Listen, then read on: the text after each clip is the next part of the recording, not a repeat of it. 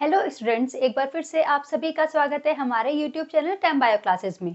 तो हम डिस्कस कर रहे थे क्लास 12th का chapter principle of inheritance and variation. तो इसमें हमने डिस्कस किया था मेंडल्स के लॉ कौन कौन से हैं, मेंडल ने किस प्लांट के ऊपर एक्सपेरिमेंट किया, law of dominance, incomplete dominance क्या होता है, मोनोहाइब्रिड क्रॉस क्या होता है, test cross and back cross. इतना सब कुछ हम डिस्कस कर चुके थे। नेक्स्ट जो टॉपिक हमने पढ़ना है वो है डाईहाइब्रिड क्रॉस। अब देखो, हम पढ़ चुके हैं मोनोहाइब्रिड क्रॉस क्या होता है। मेंडल ने अब तक अपने जितने भी एक्सपेरिमेंट्स किए थे, तो मेंडल ने ज्यादातर क्या किया था, एक ही तरह का ट्रेट लिया था। और जनरली उन्होंने कौन सा ट्रेट लिया था, टॉल एंड ड्वार्फ, यानी कि उन्होंने लिया था एक टॉल प्लांट और एक ड्वार्फ प्लांट और इनके बीच में क्रॉस करवाया। अब तक मेंडल ने जितने भी एक्सपेरिमेंट्स किए वो सभी सिंगल ट्रेट वाले थे। अब ट्रेट क्या होता है वो मैं आपको ऑलरेडी बता चुकी हूँ। अगर आपको नहीं पता है तो जो प्रीवियस वाले वीडियोस हैं वो आप एक बार देख लीजिएगा, ठीक है। अब मेंडल ने क्या करा, मेंडल ने अब लिए दो ट्रेट। मेंडल ने अपने एक्सपेरिमेंट को आगे एक नया रूप देने के लिए कि अगर अब वो दो तरह के कैरेक्टर्स लेते हैं, दो तरह के ट्रेट्स लेते हैं, तो किस तरह का क्रॉस बनेगा, किस तरह की जो नई प्रोजेनी है वो आएगी। इसलिए इन्होंने क्या करा, दो तरह के ट्रेट्स लिए, और क्योंकि दो तरह के ट्रेट लिए इसलिए इस क्रॉस को कहा जाता है डाईहाइब्रिड क्रॉस, ठीक है। तो वो दो ट्रेट कौन कौन से थे, एक लिया था सीड का कलर और एक लिया सीड का शेप। जो इन्होंने सीड का कलर लिया वो दो कलर लिए, एक येलो एंड एक ग्रीन। तो कलर कौन कौन से लिए इन्होंने, येलो एंड ग्रीन। और सीड का शेप जो लिया इन्होंने लिया था वो round and wrinkled, round and wrinkled. Wrinkled का मतलब होता है झुर्रीदार, राउंड का मतलब हो गया गोल, ठीक है। इन्होंने एक प्लांट लिया येलो एंड राउंड और दूसरा प्लांट लिया ग्रीन एंड रिंकल्ड, एंड इनका आपस में क्रॉस करवा दिया, ठीक है। तो हम इन्होंने पहला पेरेंट लिया था, वो क्या लिया था, येलो एंड राउंड। एक तो इन्होंने लिया पेरेंट ये वाला और दूसरा पेरेंट इन्होंने लिया ग्रीन एंड रिंकल्ड। मतलब एक प्लांट जो लिया इन्होंने उसमें जो सीड थे वो येलो कलर के थे और राउंड थे। जो दूसरा प्लांट लिया इन्होंने उसमें जो सीड थे वो ग्रीन कलर के थे बट रिंकल्ड यानी कि झुर्रीदार थे। अब इनके एलिस देख लेते हैं। इन्होंने लिया राउंड के लिए कैपिटल आर और येलो के लिए कैपिटल वाई, क्योंकि येलो एंड राउंड जो है वो है डोमिनेंट, ठीक है, और ग्रीन और रिंकल जो है वो है रेसेसिव कैरेक्टर। तो इन्होंने ग्रीन एंड रिंकल के जो एलिस थे वो थे स्मॉल आर स्मॉल वाई, ठीक है। तो ऑब्वियस है कि एलिल से हमें पता चल रहा है कि डोमिनेंट पेरेंट कौन सा है, yellow and round, but recessive parent कौन सा है, ग्रीन एंड रिंकल्ड। अब ये दोनों ही कैसे हैं, होमोजाइगस। होमोजाइगस क्या है, हेट्रोजाइगस क्या है, ये पहले पढ़ चुके हैं ना। ये दोनों ही हैं होमोजाइगस पेरेंट्स, ठीक है। ये दोनों ही क्या है, होमोजाइगस है। होमोजाइगस क्या होता है, जैसे कि हमने पहले डिस्कस किया था मोनोहाइब्रिड क्रॉस में, कैपिटल टी और स्मॉल टी, ये दोनों क्या है, होमोजाइगस, ठीक है। बट जब इन दोनों का क्रॉस होता है और F1 जनरेशन में बनता है एक हाइब्रिड टॉल यानी कि कैपिटल टी स्मॉल टी, तो ये होता है heterozygous. Capital T small T क्या है, हेटेरोजाइगस, कैपिटल टी क्या है, होमोजाइगस। सेम ऐसे ही स्मॉल टी भी क्या होता है, होमोजाइगस। तो जब एक डोमिनेंट का एक रेसेसिव के साथ इन्होंने क्रॉस करवाया तो जो F1 जनरेशन में आया प्लांट वो कैसा बनेगा, हेटेरोजाइगस। ये भी होमोजाइगस है, ये भी होमोजाइगस है। तो F1 जनरेशन हमेशा कैसी आती है, हेटेरोजाइगस, ठीक है। तो कैसे प्लांट बनेंगे, अब आपको पता है ना, जब कैपिटल टी का क्रॉस कराया स्मॉल टी के साथ तो दोनों के ही एलिल्स आए ना, तो बन गया कैपिटल टी स्मॉल टी। ठीक वैसे ही इन दोनों के ही एलिल्स आएंगे और ये बनेगा capital R capital Y small Y. अब कैपिटल आर का मतलब क्या है, राउंड, कैपिटल वाई का मतलब क्या है, येलो। तो F1 जनरेशन कैसी बनेगी, yellow and round but heterozygous, ठीक है। अब इन्होंने क्या करा, इस हेटेरोजाइगस जो प्लांट मिला F1 जनरेशन में इसका करवाया सेल्फ क्रॉस। अब तक हम ये तो पढ़ते आए हैं कि जो F1 जनरेशन का प्लांट आता है उसका क्या कराया जाता है, सेल्फ क्रॉस। सेल्फ क्रॉस का मतलब क्या है, इसी प्लांट का सेम इसी प्लांट के साथ क्रॉस करवाना। तो जब कैपिटल आर कैपिटल वाई का capital R small R and capital Y small Y के साथ क्रॉस करवाया जाएगा, तो उसके लिए सबसे पहले हम देखेंगे कि गैमेट्स क्या क्या बनेंगे। ठीक है, अब क्योंकि इनके गैमेट्स आप देखिए किस तरह के बन सकते हैं। जब हमने टॉल प्लांट और डॉर्फ प्लांट का कराया था तो आपको पता है ना, कैपिटल टी स्मॉल टी बन गए थे। ठीक है, तो वैसे ही इसमें किस तरह के बनेंगे, इसमें 4 तरह के गैमेट्स बनेंगे। एक होगा कैपिटल आर और कैपिटल वाई। ठीक है, दोनों ही डोमिनेंट आएंगे। एक बनेगा कैपिटल आर स्मॉल वाई।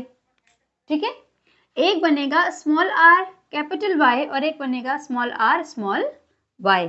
ये बनेंगे 4 तरह के गैमेट्स इस सेल्फ क्रॉस में। अब हम F2 जनरेशन लाएंगे, बट F2 जनरेशन के लिए हमें बनाना होगा पुनेट स्क्वायर। ठीक है, तो अब हम बनाते हैं पुनेट स्क्वायर, और पुनेट स्क्वायर के थ्रू मैं आपको समझाती हूँ कि किस तरह के गैमेट को हमें रखना है, प्लेस करना है पुनेट स्क्वायर में, और किस तरह के हमें इंडिविजुअल मिलेंगे F2 जनरेशन में। ठीक है, तो सबसे पहले हम एक पुनेट स्क्वायर बना लेते हैं।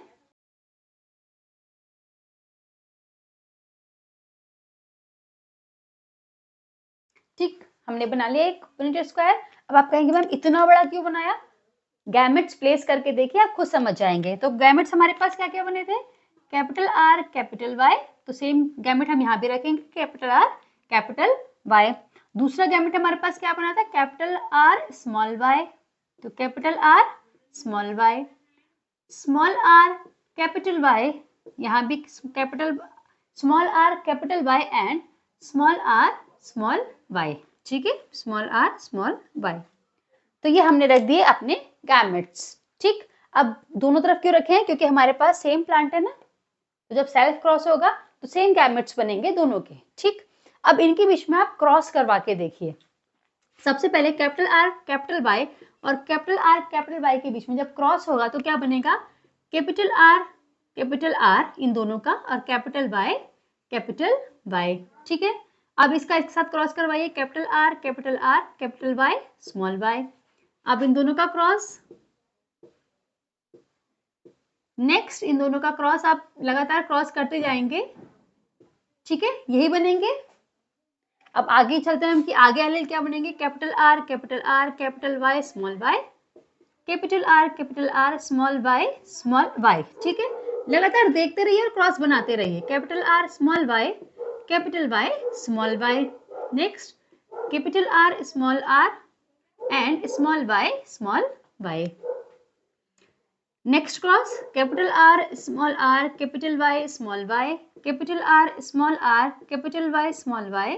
ठीक, नेक्स्ट बनेगा small R capital Y small R capital Y small Y.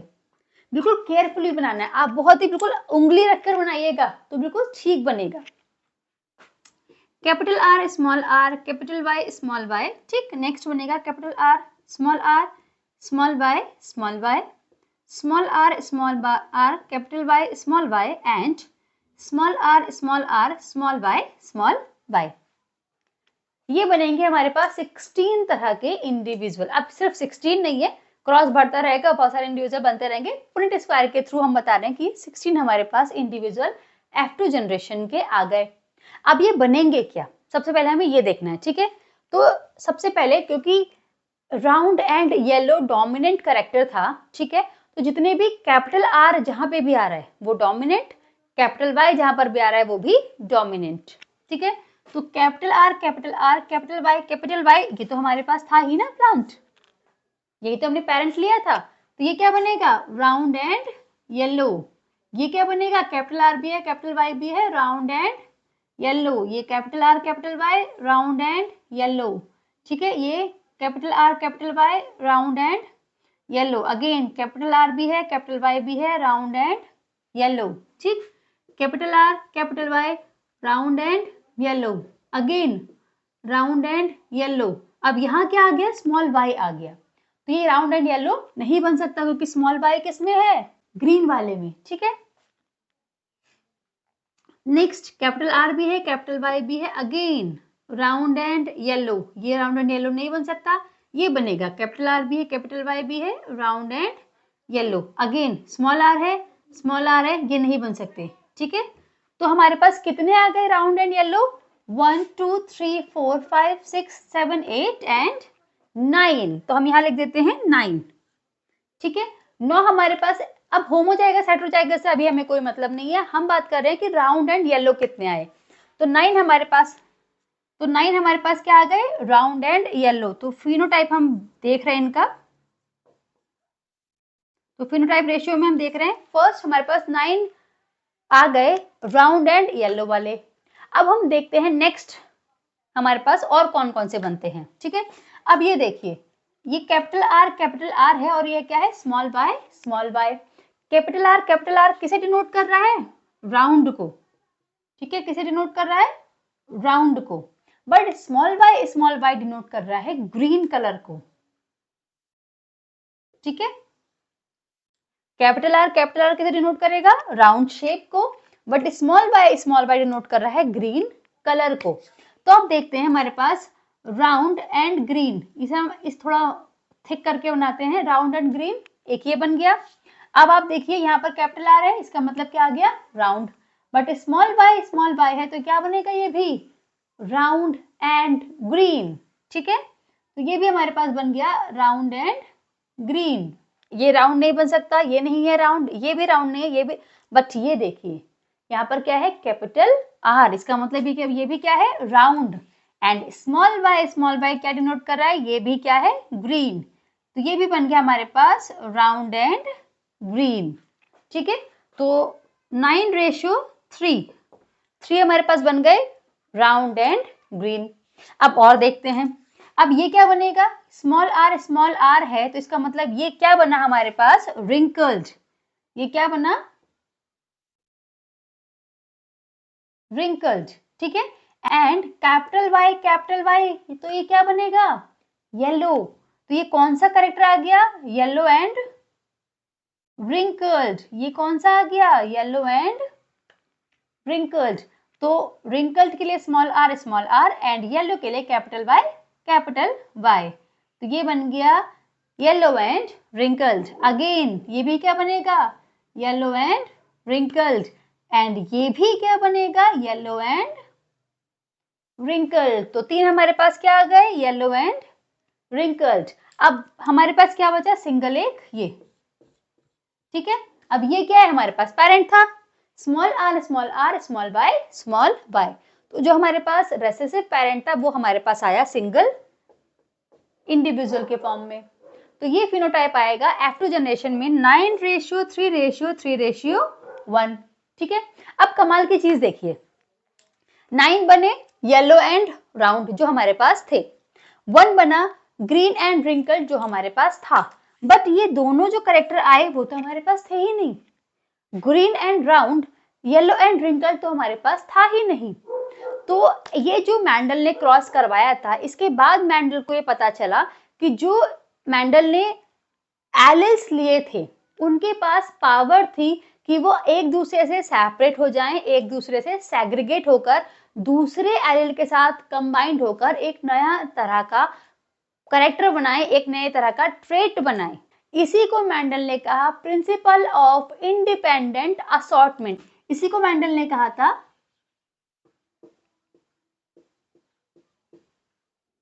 Principle of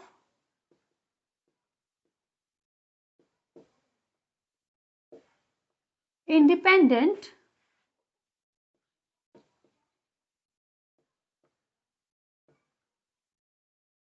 assortment.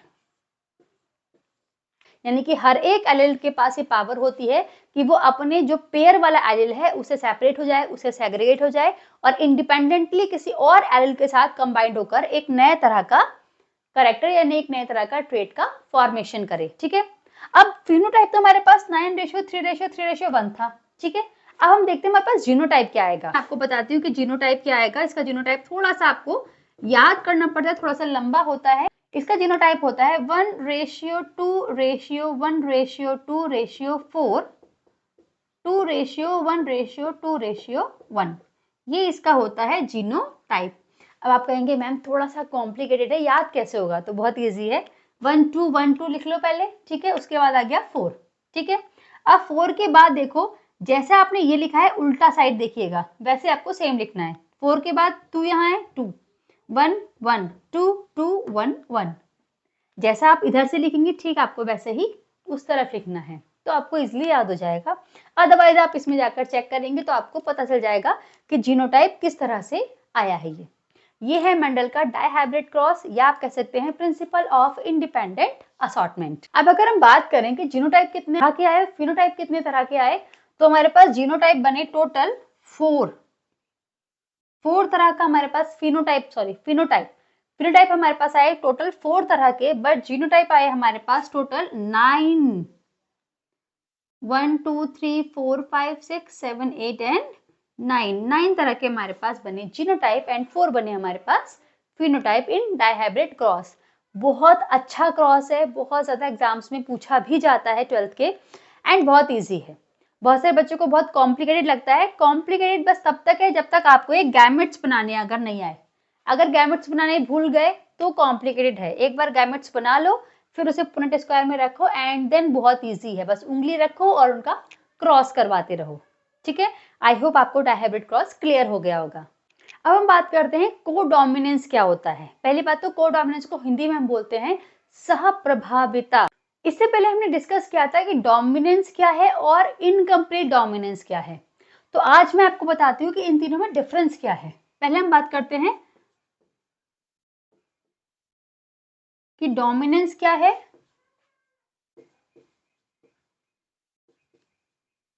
Incomplete dominance and codominance. देखो पहले हम डोमिनेंस क्या होता है, प्रभाविता। अब ये तो आपको हिंदी में पता है ना, तो इसे हम बोलते हैं प्रभाविता। इनकम्प्लीट डोमिनेंस होता है अपूर्ण प्रभाविता, ठीक है, अपूर्ण प्रभाविता। और कोडोमिनेंस क्या है, सह प्रभाविता। अब देखो नाम में ही सब कुछ छुपा है।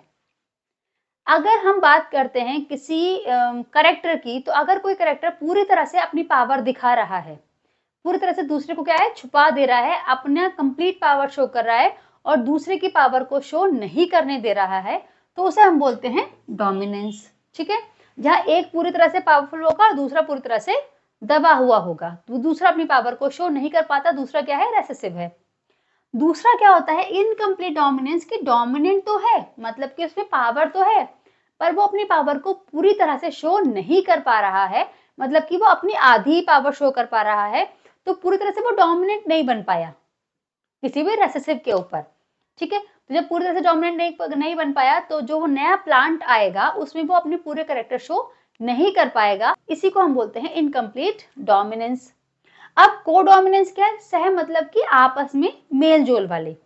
कोडोमिनेंस का मतलब होता है जब एक डोमिनेंट और एक रेसेसिव आपस में क्रॉस करते हैं, तो डोमिनेंट और जो रेसेसिव है वो दोनों इक्वली अपने कैरेक्टर को शो करते हैं, मतलब कि जो डोमिनेंट है वो इक्वली रेसेसिव के साथ अपने जो कैरेक्टर उन्हें कंबाइंड कर लेता है, मतलब कि पूरी तरह से डोमिनेंट तो नहीं है, ठीक है, जैसे इनकम्प्लीट है वैसे ही पूरी तरह से डोमिनेंट तो नहीं है, बट आधा डोमिनेंट नहीं कह सकते उसको, वो रेसेसिव के साथ मिलकर मिलजुल कर आपस में एक नया कैरेक्टर बना लेता है। बट इनकम्प्लीट क्या है, वो मिलजुल नहीं है, वो अपनी पावर को पूरी तरह से शो नहीं कर पा रहा है। अब इसको समझने के लिए एक बहुत ही अच्छा सा आपको एग्जाम्पल देती हूँ। फॉर एग्जाम्पल हमने लिया एक रेड कलर का प्लांट, फूल, हमने लिया एक रेड कलर का फ्लावर और एक व्हाइट कलर का फ्लावर, ठीक है, मैं कुछ इस तरह से बना देती हूँ। ये है रेड कलर का फ्लावर और ये है व्हाइट कलर का फ्लावर, ठीक है। जब हम इन दोनों के बीच में क्रॉस करवाएंगे और अगर पूरी तरह से रेड कलर का फ्लावर आ गया F1 जनरेशन में, ठीक है, जो क्या है पूरी तरह से रेड है, तो इसी को हम बोलेंगे डोमिनेंस, क्योंकि जो डोमिनेंट था उसने अपनी पावर को शो की, रेसेसिव अपनी पावर को शो नहीं कर पाया, जो F1 जनरेशन आई वो आ गई रेड कलर की, यानी कि डोमिनेंट वाले कलर की।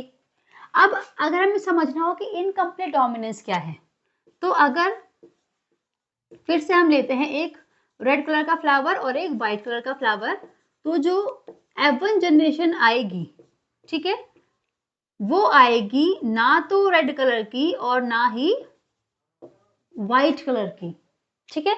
ये तो आ गए रेड कलर के फ्लावर्स F1 जनरेशन में, बट ये आएंगे पिंक कलर के फ्लावर्स F1 जनरेशन में।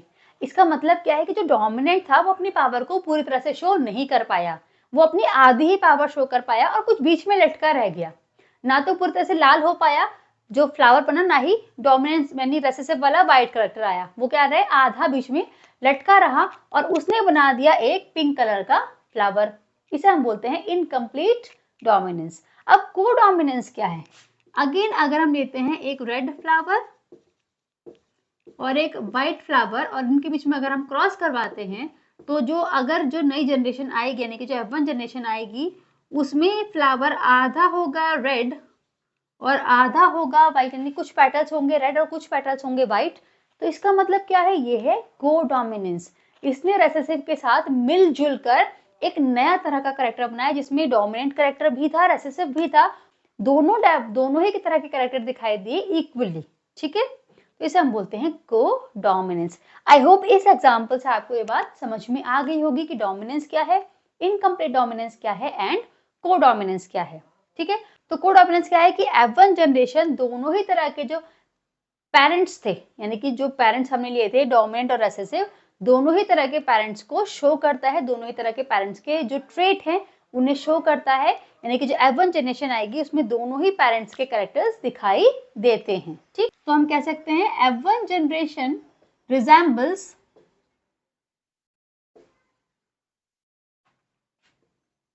बोथ द पेरेंट्स, कि जो F1 जनरेशन आएगी वो दोनों ही तरह के पेरेंट्स की तरह दिखाई देगी, यानी कि व्हाइट भी दिखेगा और रेड भी दिखेगा। तो दोनों से रिजेंबल का मतलब होता है समानता, कि जो भी F1 जनरेशन के इंडिविजुअल्स आएंगे वो पूरी तरह से समानता शो करेंगे दोनों ही पेरेंट्स के साथ, रेसेसिव के साथ भी और डोमिनेंट के साथ भी। या हम कह सकते हैं both alleles are express equally, मतलब कि जो डोमिनेंट और रेसेसिव दोनों ही तरह के एलिल थे वो अपने आप को दोनों ही एक साथ एक्सप्रेस का मतलब होता है दिखाना, दोनों ही अपने आप को एक्सप्रेस करेंगे। कोई भी ना तो दबा रह जाएगा और ना ही कोई पूरी तरह से डोमिनेंट होगा, दोनों ही अपने अपने एलिल्स को एक्सप्रेस करेंगे। इसीलिए जो प्लांट बनेगा वो दोनों ही तरह के कैरेक्टर्स को शो करेगा। अब इसका जो बेस्ट एग्जाम्पल है को डोमिनेंस का वो है ABO ब्लड ग्रुप। अब ब्लड ग्रुप्स क्या है वो आपको आई थिंक पता होगा कि हम सभी के पास अपना एक ब्लड ग्रुप होता है। ABO 4 तरह के ब्लड ग्रुप पाए जाते हैं और हमें से सबका इन चारों में से कोई ना कोई ब्लड ग्रुप होता है। वो पॉजिटिव निगेटिव अलग बात है, किसी का पॉजिटिव है किसी का निगेटिव है, बट होता यही है AB या फिर O। तो जो ये ABO ब्लड ग्रुप है, ये ABO ब्लड ग्रुप है,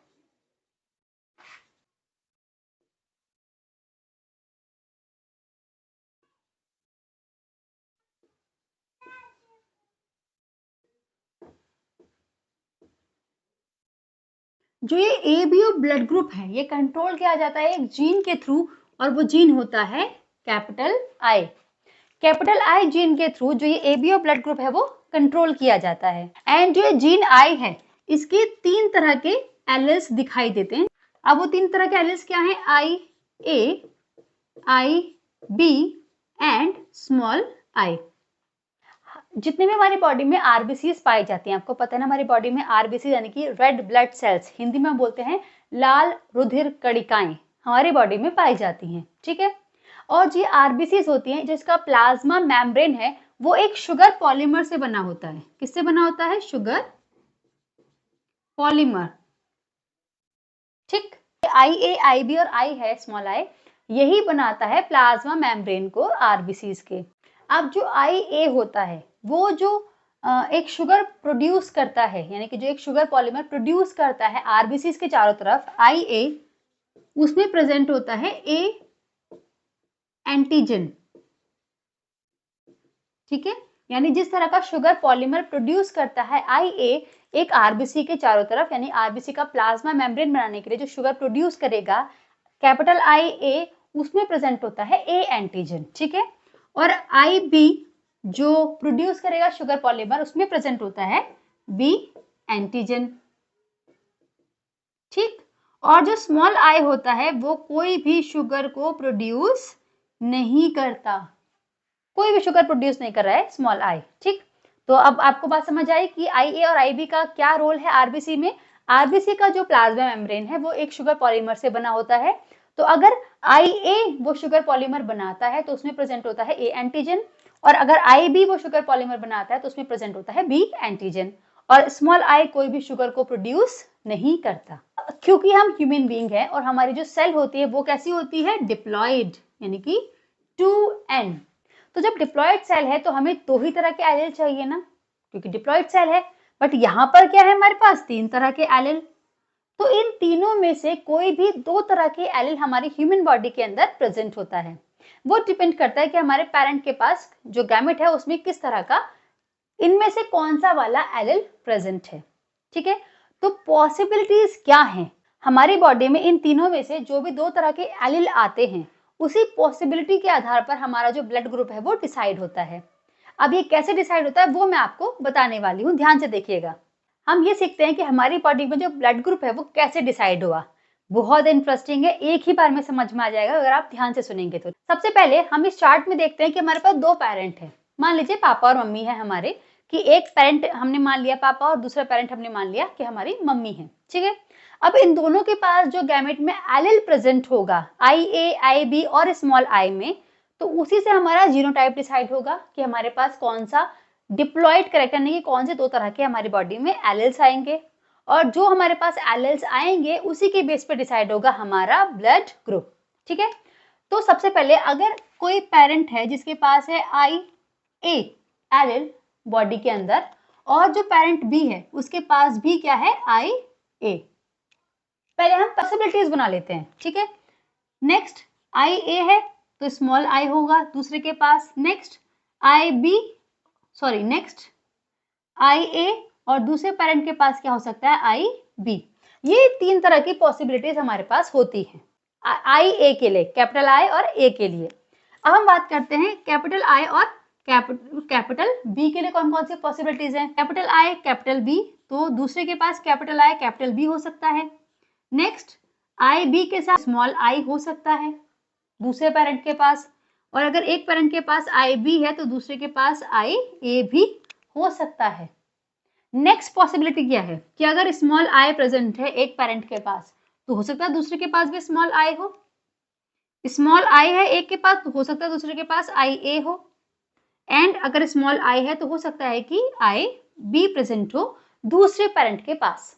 ये पॉसिबिलिटीज हैं इतनी कि पेरेंट A के पास अगर ये है तो पेरेंट B के पास अगर ये है तो जीनोटाइप कैसा आएगा, ठीक है। बहुत इजी है, सिंपल सा, ठीक है। IA है IA, तो कैसा जीनोटाइप आएगा, IA, ठीक।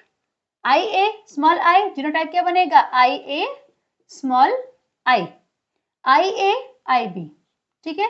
सिंपल सा, जैसे हमने प्लेस किया है वैसे ही हमने यहाँ पर जीनोटाइप लिख देने। नेक्स्ट IB बनेगा,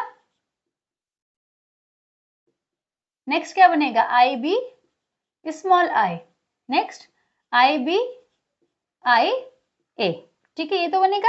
next small I IA and small IB, ठीक है। यही बन गया जीनोटाइप इन पेरेंट A और पेरेंट B की पॉसिबिलिटीज से। अब इससे ब्लड ग्रुप कैसे डिसाइड होगा वो देखिए।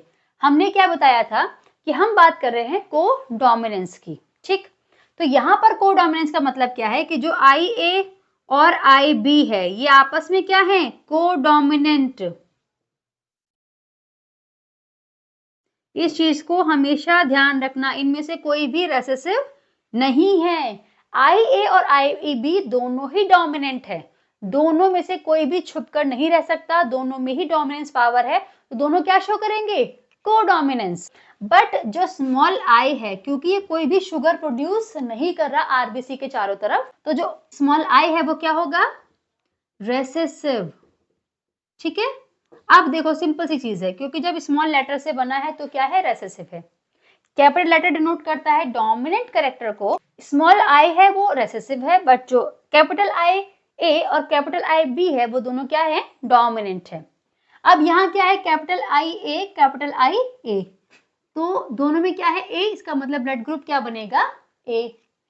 कैपिटल आई और ये क्या है, स्मॉल आई। अब स्मॉल आई क्या है, रेसेसिव है ना, ठीक है, तो इसमें कोई भी हमारे पास पॉलीमर प्रोड्यूस नहीं हो रहा, शुगर पॉलीमर, तो यहाँ पर भी जो ब्लड ग्रुप बनेगा वो बनेगा ए।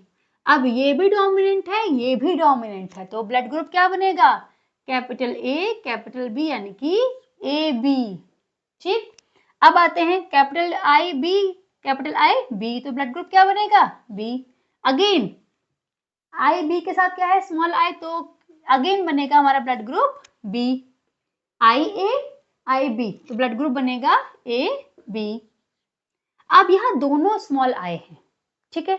अब ब्लड ग्रुप क्या बनना चाहिए, देखो यहाँ पर दोनों ही जो आई और स्मॉल आई है, इन दोनों में ही कोई भी शुगर प्रोड्यूस नहीं हो रहा, कोई भी शुगर पॉलीमर आरबीसी के चारों तरफ नहीं बन रहा, तो यहाँ पर ब्लड ग्रुप बनता है ओ। क्लियर हुआ कि ओ ब्लड ग्रुप कहाँ से बनता है, स्मॉल आई अगर प्रेजेंट हो तो बनता है blood group O. Small I I A, अब क्योंकि स्मॉल आई रेसेसिव है और capital I capital A dominant है, तो यहाँ बनेगा blood group A. Small I I B, तो ब्लड ग्रुप बनेगा बी। तो कुछ इस तरह से हमारा ब्लड ग्रुप डिसाइड होता है कि हमारे पेरेंट के पास कौन सा एलील है, दूसरे पेरेंट के पास कौन सा एलील है, फिर जीनोटाइप डिसाइड होता है कि क्या जीनोटाइप बनेगा, देन हमारा ब्लड ग्रुप बनता है कि हमारे पास कौन सा ब्लड ग्रुप आएगा।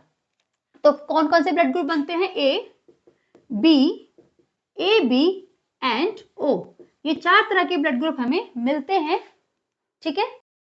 अब ये चीज देखो आप कि अब तक हमने जितने भी पढ़े थे उसमें या तो सिंगल एलील था या 2 एलील थे, 2 एलील वाले हमने पढ़ा ना अभी डायहाइब्रिड क्रॉस, बट जो ये हमारा ABO ब्लड ग्रुपिंग है इसे हम बोलते हैं मल्टीपल एलील, क्योंकि यहाँ पर हमारे पास एक से ज्यादा यानी कि 3 तरह के एलील हैं, IA, IB and small I. क्योंकि 3 तरह के एलील हैं इसीलिए इसे कहा जाता है मल्टीपल एलील। मल्टीपल एलील का एग्जाम्पल, इसे मल्टीपल एलील नहीं कहा जाता, मल्टीपल एलील का ये एक एग्जाम्पल है। ऐसे जीन्स जिनके पास 2 से ज्यादा अलग तरह के एलील्स प्रेजेंट होते हैं उसे हम बोलते हैं मल्टीपल एलील।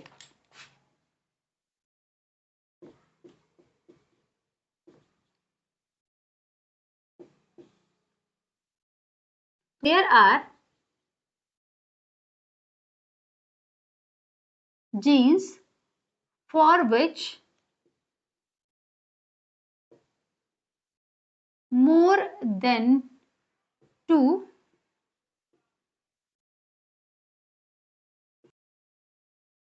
alleles exist, मतलब कि ऐसे जीन्स जिनके पास 2 से ज्यादा एलील्स प्रेजेंट होते हैं उसे हम बोलते हैं मल्टीपल एलील। और इसका बेस्ट एग्जांपल क्या है, ABO ब्लड ग्रुपिंग, ठीक है। मल्टीपल एलील क्या है वो भी हमने डिस्कस कर लिया, कोडोमिनेंस क्या है वो हमने डिस्कस कर लिया कि कोडोमिनेंस का बेस्ट एग्जांपल क्या है, ABO blood grouping. ABO blood grouping 2 का एग्जांपल है, कोडोमिनेंस का भी एंड मल्टीपल एलील्स का भी, ठीक है। आई होप आपको डायहाइब्रिड क्रॉस क्या है वो क्लियर हो गया होगा, कोडोमिनेंस क्या है, इनकम्प्लीट डोमिनेंस क्या है एंड डोमिनेंस क्या है वो भी आई होप क्लियर हो गया होगा। तो आज की इस वीडियो में अभी हम इतना ही डिस्कस करेंगे क्योंकि और ज्यादा कंफ्यूजन क्रिएट कर सकता है। पहले आप इसको एक बार खुद से ट्राई करके देखिएगा, क्रॉस बनाकर देखिएगा, ब्लड ग्रुपिंग का एक चार्ट है उसे बनाकर देखिएगा। एंड अगर आपको कुछ भी समझ में नहीं आता तो आप एक बार मुझे कमेंट सेक्शन में कमेंट कर सकते हैं, मैं आपको फिर से एक बार एक्सप्लेन कर दूंगी। अब मिलेंगे हम नए टॉपिक के साथ नए वीडियो में, चलो थैंक यू।